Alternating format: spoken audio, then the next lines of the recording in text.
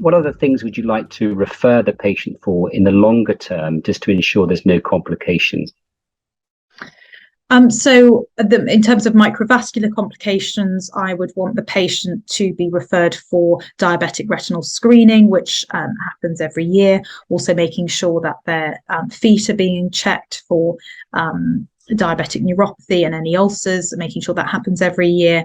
I would want the diabetic specialist nurse to review this patient and give them guidance in terms of starting them on insulin, making sure that they were able to use a glucometer to monitor their glucose at home and self-inject insulin in the correct way.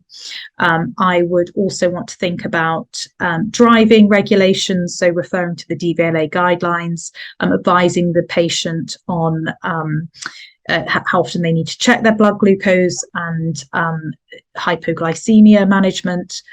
And in the future, if the patient was struggling to manage their diabetes, I would also think about referring for a specialist psychologist assessment, as well as just regular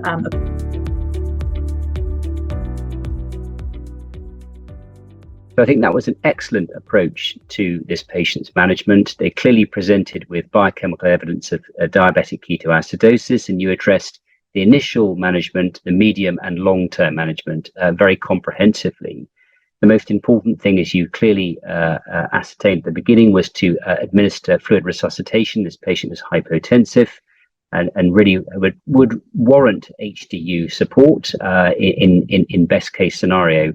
And I think you clearly identified the patient was hypovolemic and dehydrated, applied.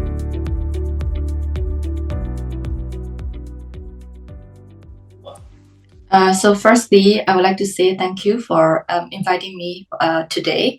Preparation for diabetes and endocrine interview is quite a long journey, I would say. So since started my internal medicine training, I have a dedication to get a training in diabetes and endocrine. So I try to get achievements and commitments as much as possible for evidence of my suitability in diabetes and endocrine. So for example, I have done like QI project related to the hypoglycemia. So I have led this QI so that I can secure the higher marks in the pre-interview score.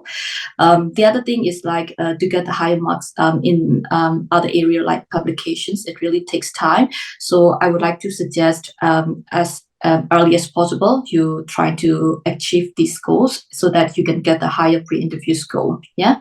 And was your publication linked to diabetes and endo? Actually not. It's a kind of like COVID related. So it's a kind of like, COVID and remdesivir, COVID and vitamin D. So I got the opportunity to take part in their publications under supervision of my consultant. So that is one of my opportunities during the COVID benefits, I would say. Yeah.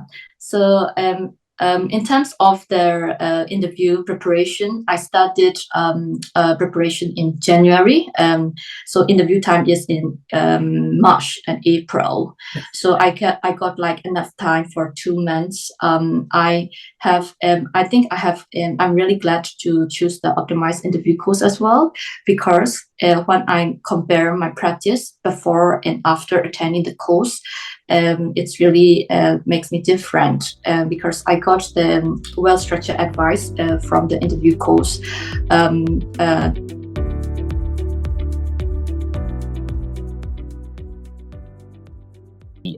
Characterized by negative TSH receptor antibodies, but again on a technetium uptake scan, you'll usually get a hot focus or an area within the thyroid itself which takes up a large amount of tracer. You may get a degree of suppression of the rest of the thyroid in relation to the what was called a hot nodule or toxic nodule. So it's a sort of unilateral focal area within the thyroid itself.